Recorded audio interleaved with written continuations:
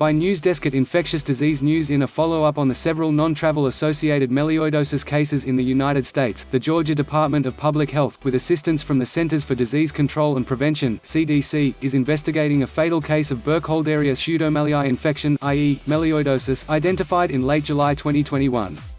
GeorgiaImage, Clker-Free-Vector-ImagesBased on genomic analysis. This case in Georgia closely matches the three cases previously identified in Kansas, Minnesota, and Texas in 2021, indicating they all most likely share a common source of exposure.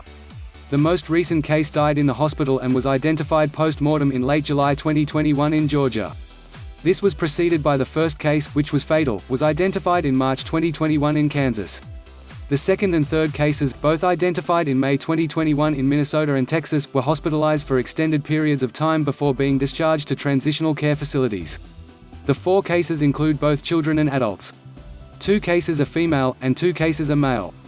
None of the cases had a history of traveling outside of the continental United States. Burkholderia pseudomallei, the causative agent of melioidosis, is a Tier 1 select agent that can infect animals and humans. Cases are most common in areas of the world with tropical and subtropical climates. Most cases in the United States occur in persons returning from a country where the disease is endemic. These 4 cases are unusual because no recent travel outside the United States has been identified. Melioidosis symptoms are nonspecific and vary depending on the type and site of infection. Symptoms may include localized pain or swelling, fever, ulceration, abscess, cough, chest pain, high fever, headache, anorexia, respiratory distress, abdominal discomfort, joint pain, disorientation, weight loss, stomach or chest pain, muscle or joint pain, and seizures.